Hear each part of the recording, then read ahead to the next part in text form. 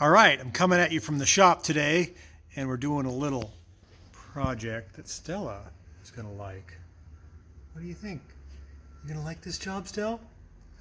She's too busy concentrating on something outside. However, this is Stella's car. This is her CRV. It's our personal vehicle. She loves sleeping in this car, and I've had it for a couple years.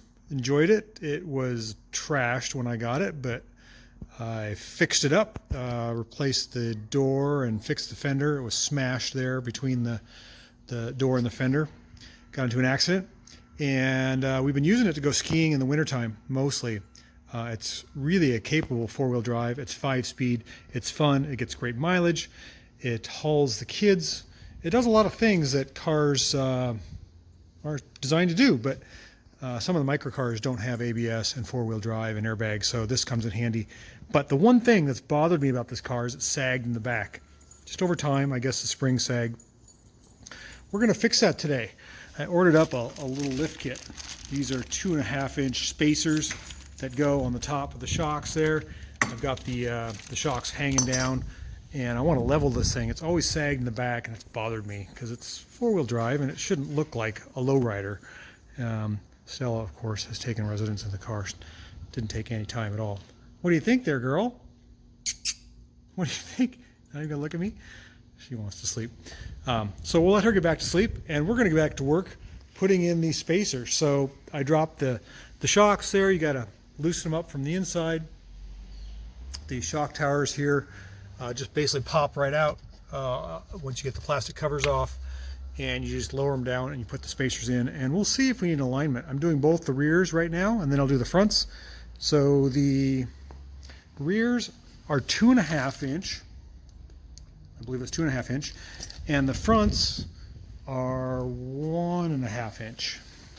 If you want to go more than that in the front, you have to get a subframe spacer. So the front doesn't really bother me that much. It had plenty of gap. It's hanging right now, so that's as much gap as it has, but it had about, I don't know, 2 inches. So we're going to add 1.5 inches to the front and add 2.5 inches to the back. So we'll get working on this and see how she sits. And we'll do a little video afterwards to see if you like the new stance of our lifted CRV. We're going to lift our CRV 2.5 inches in the back and 1.5 in the front. Not much by big truck standards of today, but something. Okay. All right, so we just completed our lift kit on the 1998 Honda CRV. I only did the rear. I don't know if you can tell, it slants towards the front. I've got the front 1.5-inch spacers in my hand, but I ran out of time.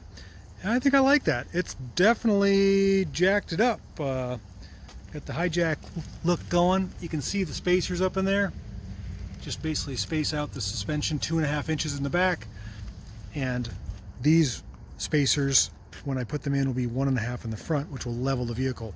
Before, it was the opposite rake. In other words, the rear end was sagging. And when we go skiing in the wintertime, we load up all our gear, 4 adults and a dog, plus all our ski gear. And if we stay with somebody, then we have suitcases, and the rear would drag, and it just bothered me. So now it'll probably look normal when we load our gear. We usually put a skybox on top. Stella seems to like it. She slept in the vehicle the whole time I did the lift kit in the back.